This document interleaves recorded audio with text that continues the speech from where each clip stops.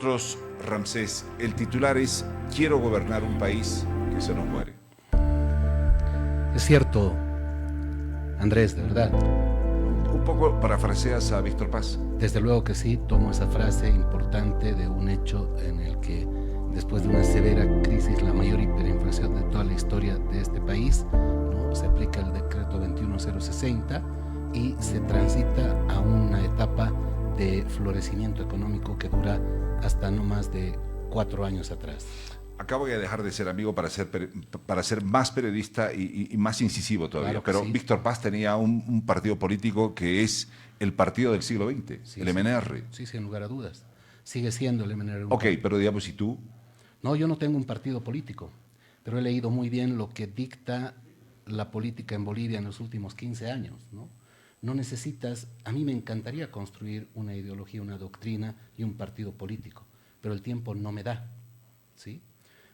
Yo empiezo hoy una actividad como Edgar Fernández Lascano. Empiezas hoy, Sí. 16 de agosto. 16 de agosto, ¿no?, para no dejar nada pendiente en mi vida, ¿sí?, y hacer política y plantearle a la gente un proyecto sustentable, no chabacano, no algo hilvanado, algo que proponga que en este país la juventud, sobre todo, recupere el derecho a trabajar.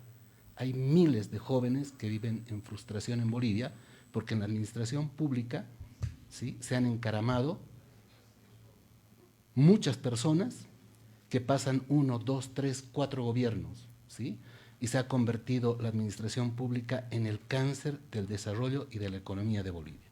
¿Cuáles son los 3 grandes males de Bolivia en este minuto? Uno de esos es el tema de los supernumerarios, que ha generado un déficit fiscal enorme, un boquete económico terrible. ¿Cuáles son los otros 2 de pronto? La diferencia racial, que no debiera existir, que más responde a una estrategia geopolítica del enemigo, de Chile, que exporta capitales a países europeos como Dinamarca, Austria, Alemania, Inglaterra, que no compromete a esos estados y países, pero sí a sus sociedades, y esos capitales llegan a través de las ONGs, ¿sí?, para enseñarnos que el citadino, que el mestizo odia al indígena, que lo explota, que abusa de él, ¿no? Y eso ha generado una gran diferencia, fractura racial que está llevando a este país al borde de la guerra civil o del final de su historia como país. Seguimos en ese tema de la discriminación racial, a pesar de Evo. La diferenciación racial, ¿no? Ajá. En realidad... Pero perdón, esa fue, digamos, me parece que ese fue uno de los ejes del MAS, acortar esa distancia. Claro que sí. Sin lugar a dudas que lo han hecho, pero ellos no se dan cuenta que caen en un mecanismo y en una estrategia de un país enemigo al que no le interesa que Bolivia desarrolle económicamente, que potencie sus estrategias para recuperar los territorios perdidos o que acuda al contexto internacional, ¿sí?, para reclamar algo que corresponde. Bolivia tiene un derecho de salida al mar. Ellos no se dan cuenta que son usados, ¿no?, por esa geopolítica, ¿no?, expansionista y que preserva en Chile el cuidar los territorios que han sido ocupados, que han sido invadidos. Siempre que comparto un criterio acerca de este caballero de Ramsés, me dicen, oye, ese hombre había sido bien preparado. Gracias. Bien preparado. Te habla de varios temas. Y lo que dice, no está loco. La pregunta es el cómo. Tú quieres ser presidente, ¿cómo lo vas a hacer? 10 millones, ¿cuánto tienes para la campaña? De pronto, no tienes un partido político, ¿cómo lo vas a hacer? Mi estrategia es exponer un proyecto de gobierno que plantea primero la economía, luego el aspecto social, la educación y la salud, ¿no? La educación y la salud. La educación en este país es propia de un país no evolucionado. No puede el Estado seguir invirtiendo en formar profesionales de quienes tenemos sobrepoblación de profesionales en función de la demanda, ¿no?, que el mercado laboral requiere, ¿sí? Lo primero es eso. La educación está mal planteada. Educar en Bolivia debe implicar que un bachiller hable castellano, hable aymara o quechua, hable inglés y hable chino mandarín, ¿sí? Eso es esencial y fundamental para ver a un país diferente. ¿Cambiarías la currícula? Claro que sí. Te hablo brevemente de lo económico, ¿no? Yo rompería relaciones con todos los países que tienen vínculos con gobernantes, dictadores, asesinos e invasores. Los expulsaría, ¿no? Rompería drásticamente relaciones. Y digo qué países, ¿no? Rusia, Venezuela, Cuba, Irán, ¿sí? Los sacaría. Y entablaría relaciones altamente estrechas con Japón, lo haría probablemente con la China, ¿no? Lo haría con Alemania, ¿sí? Inglaterra. ¿Por qué? Porque les haría entender desde mi estrategia económica que esa riqueza natural en Bolivia, los minerales que se utiliza para las grandes fábricas automotrices, si ellos instalan industrias en este país, su capacidad, sus costos van a reducir altamente. Entonces tienen un producto con el aval de ellos que sale a los mercados en condiciones económicas de ventaja. En este momento el presidente Arce está reuniéndose con diferentes grupos, instituciones, movimientos sociales, empresarios privados. ¿En tu mesa de diálogo estaría la COP, por ejemplo? Sí, por supuesto que sí. Y también los de la CAO, La Caín y CAO compañía. me haría todos los esfuerzos para que estén la CAO y la COP, ¿no? Si tengo alguna crítica sobre la COP, se las expongo, ¿sí? Pero igual atiendo sus demandas y peticiones. Ahora, esto me suena a Milei, ¿no? Ajá. Porque Milei arrancó en la televisión, como Donald Trump. Donald Trump empezó haciendo un reality. Obviamente el tipo ya tenía sus miles de millones de dólares. Milei aparece en la televisión y luego fue diputado y poco a poco fue ascendiendo. No tenía un partido político. Claro. ¿Te ves similar? Sí, exploto algo de lo que él hace, pero fundamentalmente, ¿no? Milei lleva una gran ventaja, él es economista y el mundo que vive en una pobreza extrema después del COVID y después de la guerra en Europa y la guerra entre Israel y el grupo Hamas, ¿no? El mundo está pobre, está miserable, ¿sí? Está en una gran enfermedad. Y quienes van a ayudar a resolver, tienen el remedio para eso son los conocedores de la economía. Un economista sabe qué es la ley de la oferta y la demanda. Un economista sabe cómo está compuesta la estructura social. Un economista sabe que los dólares a este país no van a llegar porque hagamos una huelga o un bloqueo, que los dólares de un préstamo no son efectivos, que la única forma de que un país tenga dólares, ¿qué es el dólar? Es una unidad económica de dimensión internacional. Solo se la tiene vendiendo, exportando, produciendo. Ahora, me parece que no vas a participar el próximo año, porque tienes que reunir cierta cantidad de firmas para hacer tu partido político. Por lo menos mi intención es esa. Participar el próximo año. Sí, participar. A la presidencia. A la presidencia. Yo sé por qué ahora quise dar este paso, sea lo que me enfrente. Perdón, siempre me dijiste que querías ser candidato. Sí, siempre. sí, Ese sí. siempre es por lo menos 10, 12 años. Soy un hombre que desde los ¿Y 16... por qué dices, ha llegado el momento, es ahora? Porque la coyuntura política me da a entender que todos están pulverizados políticamente. Doy nombres, ¿no? Evo Morales, Luis Arce, Carlos Mesa, ¿sí? Manfred Reyes Villa, todos, absolutamente. Son personajes raquíticos, ya no tienen potencial para ser presidente. ¿Y cuál es tu fortaleza? Mi fortaleza es haber visto desde los 16 años en Bolivia y en el mundo la economía, lo social, ¿no? Haberme informado, haber escudriñado, haber entendido cómo funciona todo eso y saberle plantear mecanismos que le transformen la vida al común de la persona. Mira que en mi estrategia de gobierno, ¿no? Yo pretendo afectar a la administración pública. Y me van a odiar quienes hoy están trabajando en la administración pública cuando yo le proponga al pueblo que nadie trabaje más de 10 años en la administración pública para pluralizar el dinero que genera Bolivia a la gente joven. Pero a esa persona que hoy está en la administración pública, yo le voy a demostrar que mi deseo no es dañar ni su vida ni su economía, ¿sí? Y le voy a dar un bálsamo. En cuanto yo fuera presidente, esa gente no se va a ir, ni siquiera 4 años después, ¿sí? En este decreto de los combustibles, yo me declaro y me reclamo autor de ese proyecto, ¿no? De esa estrategia. Porque el año 2023 en todas mis redes sociales he publicado un mensaje dirigido al presidente Luis Arce Catacora. Y le dije, presidente, usted es socialista.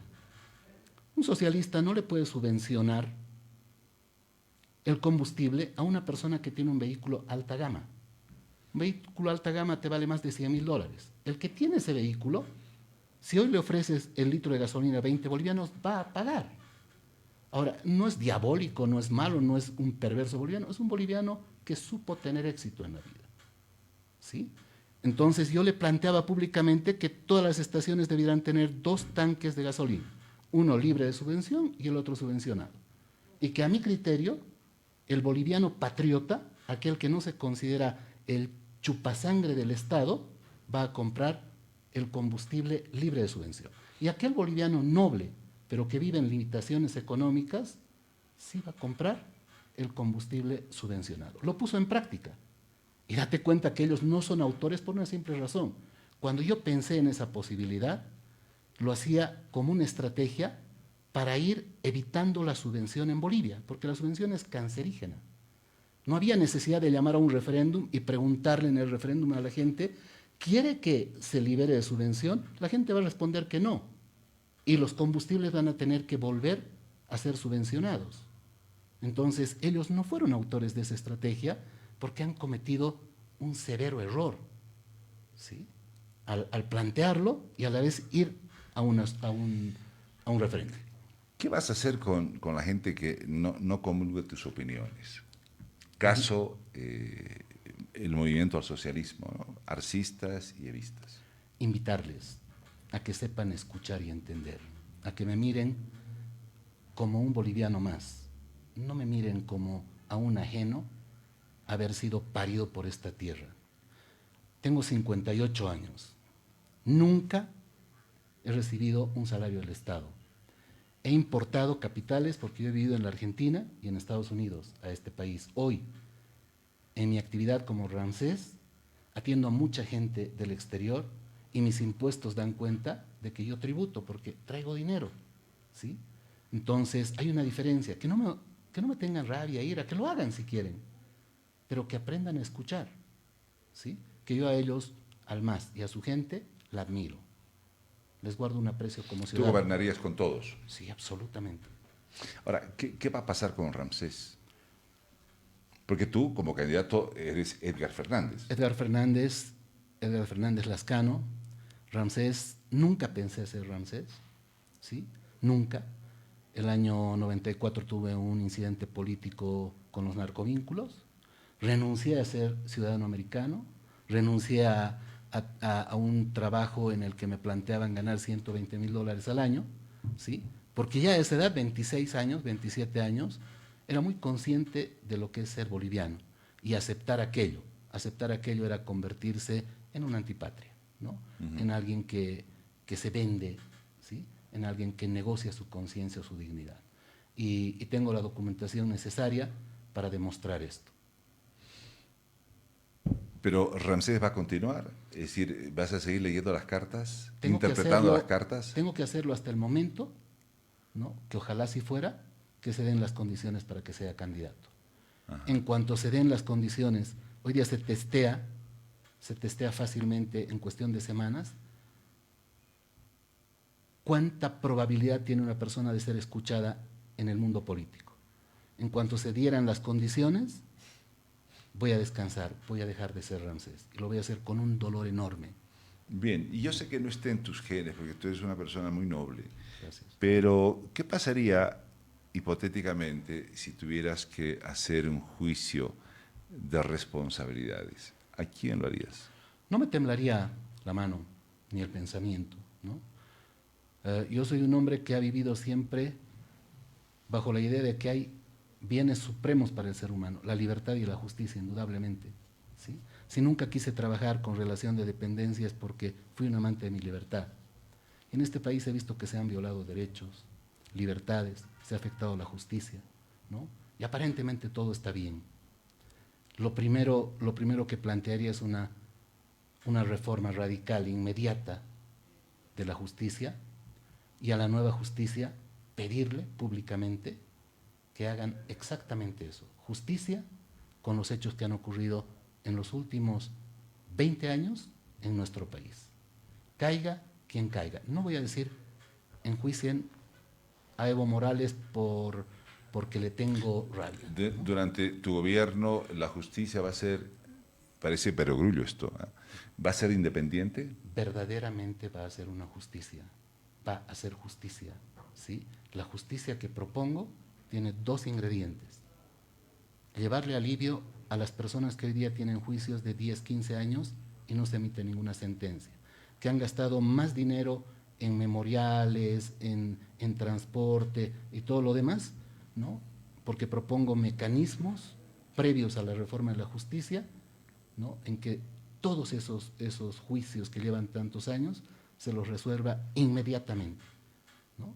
Además, propongo, en mi manera de entender la justicia, un mecanismo por el cual un corrupto y un corruptor se vean entre la espada y la pared, ¿no? Si no confiesa uno el delito a la justicia, lo va a hacer el otro.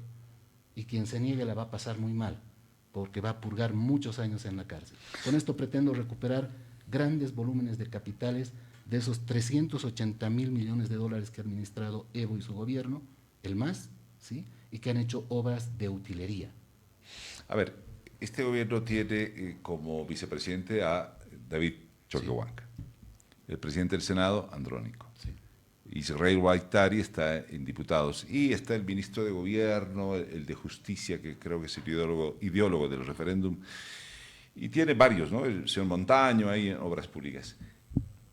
¿Qué nombres te seducen para tu gabinete, la gente que te acompañe? Indudablemente, sí. Me interpreto bien al ministro de Gobierno, ¿sí? Pese a que lo he criticado, en fin, en mis fueros familiares, a lo mejor soy un tanto ácido con él, pero mira que si yo llegara a ser gobierno, me llevaría a varios masistas, pese a que la gente que pueda votar... ¿Este ministro de Gobierno lo mantendrías? No lo mantendría, pero lo invitaría a ser parte. Lo invitarías. ¿No? Al de Justicia también. Al de Justicia Iván también. Sí, también. Porque conozco su trayectoria antes de ser ministro de Justicia. Está haciendo una buena gestión, Iván. Está haciendo una gestión, él quiere hacer una buena gestión. Nadie puede hacer una buena gestión por cómo vivimos con esa fragmentación racial, ¿sí? Estoy seguro que si él tiene un respaldo, ¿no? Emanado de un gobierno altamente aceptado con una votación del 60 al 70%, haría una buena gestión. Ahora, has hablado, tú me dices, pondría mucho énfasis en la economía. Sí. Y es obvio por lo que estamos pasando. ¿Quiénes serían, dame 2, 3 nombres de economistas que estarían contigo? ¿O que los invitarías? De economistas que estuvieran conmigo, la verdad es que no tengo pensado a ninguna persona, ¿no? El actual ministro de Economía ha hecho lo suyo, ha tenido una economía destrozada, pero no, hay muchos hombres y mujeres. Me interesaría, ¿sí? Por una compañera de colegio que está en la ASFI, por ejemplo, ¿sí? Se me escapa el nombre, Ivette, creo que es ella, ¿sí? Éramos estudiantes del Colegio Hugo Dávila, ¿sí? En colegio era una mujer eximia, disciplinada, hiperinteligente, ¿sí? Y la llevaría, ¿no? Me gustaría invitarla a que sea parte de una estructura económica. Ahora, tu gobierno sería con la CAO, pero también con la COP. Sí, por supuesto que sí. La Cámara de Industria, movimientos sociales y todo aquello, ¿sí? Si yo fuera gobierno, mi primer discurso lo dirigiría a la gente que me ha insultado, criticado, ofendido, que no cree en mí. Les agradecería. y daría las razones por qué les agradezco. Y los invitaría a convertirse en más patriotas que nunca y ayudar a construir este país para que el mundo admire, ¿no?, quién es el boliviano, cómo es el boliviano, cómo vive el boliviano. Bien, con nosotros Edgar Fernández Ramsés. Hoy, 16 de julio, indica, usted lo ha escuchado, quiere ser presidente. Y si puede presentarse el próximo año, mejor, en las elecciones presidenciales. Todavía hay Ramsés para rato. Sí. Enseguida voy a hacer un TikTok en lo que Ramsés le ha ganado a Edgar Fernández. Pero ahora es el turno de Edgar Fernández, que le tiene que ganar a Ramsés rumbo a las elecciones. Lo que tú quieras decirle a la gente, que hay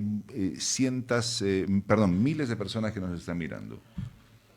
Que existen formas de constituir un país que económicamente sea sólido, que tenga capacidad de generar, se me ocurre una cifra, 50.000, 60.000 millones de dólares al año, y no tengamos el problema que tenemos hoy día con el dólar. Que existe un país, si al cual lo arropamos con cara de amigabilidad y de crecer, el mundo nos va a abrir las puertas para que en el corazón de Sudamérica se instalen las más grandes industrias de todo lo que se le ocurra a usted que nos está observando. Y eso nos ha de asegurar estabilidad y crecimiento económico. Que existe una forma de que sus hijos, sus nietos, sus sobrinos, que hoy viven en la angustia absoluta, puedan encontrar trabajo cuando hagamos que en la administración pública no se enquisten grupos de personas que ganan 100 veces más que un salario en coimas. Entonces nuestro país va a ser una Bolivia admirable.